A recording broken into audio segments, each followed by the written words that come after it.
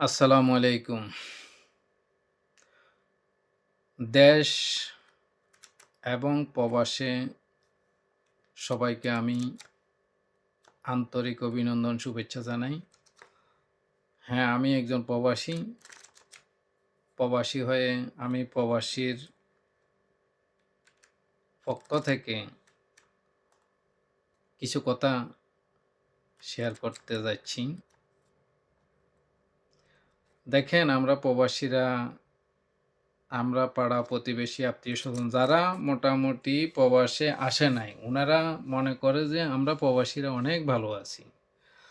আলহামদুলিল্লাহ আমরা ভালো আছি। আমরা যদিও একজন প্রবাসী ভালো থাকি, কিন্তু আ বাকিগুলা তো মোটামুটি আলহামদুলিল্লাহ আরামে আছে, আরামে চলতেছে। না হইলে আমার পরিবার বলেন, অন্যজনের পরিবার বলেন, অনেকটা সমস্যা থাকতো।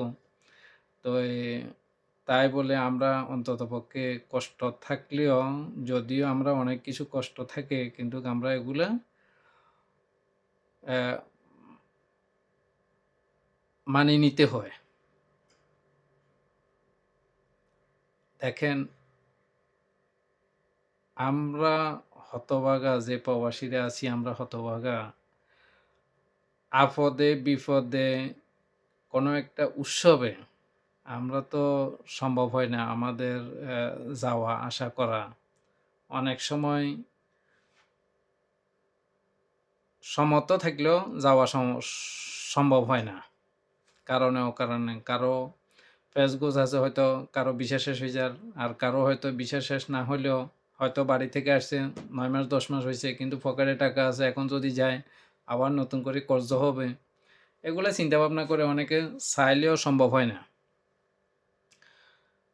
তো দেখেন, কারো মা মারা যার, চাচা মারা যার, মামি মারা যার, এরকম অনেকেও আছে না? আমি নিজেও তো ওই ভুক্তভোগী। যেমন নাকি আমার আম্মা মারা গেছে আজকে ৭ বছর। আমার আম্মা ওই সময়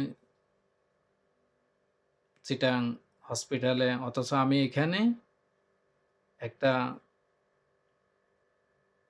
এনএমসি হসপিটাল বলে, ওইটাতে আমি ৫ দিন ছিলাম।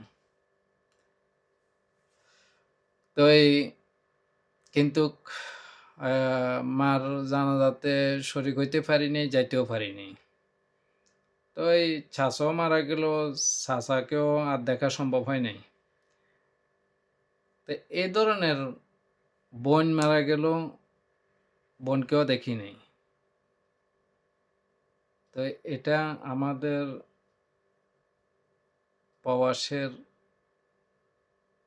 এগুলো আরকি আমাদের সমস্যা।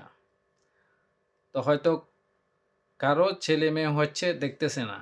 হয়তো কারো ছেলে-মেয়ের বিয়ে-শাদিও তাও দেখতেছে না। কারণ নাকি অ্যা বললাম না, প্রবাসীরা তো এমনি ভালো আছে। কিন্তু প্রবাসীর দুর্দশা অনেক, অনেক আছে। এটা কিন্তু সবাই জানে না, সবাই বুঝে না।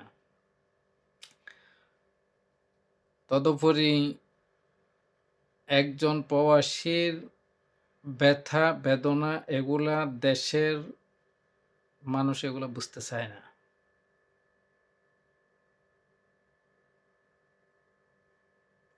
আমরা যে প্রবাস করতেছি, আমরারে এরা কি দেখি, দেখি শুধু, শুধু বেতন দিব? কর্ম করাইব না? কর্ম করাইতেছে। তো করাইতেছে যে আমরা তো বিভিন্নজন বিভিন্ন দিকে সুবিধা, অসুবিধা, অসুবিধা থাকলেও করতে হবে। যাবো কোথায়?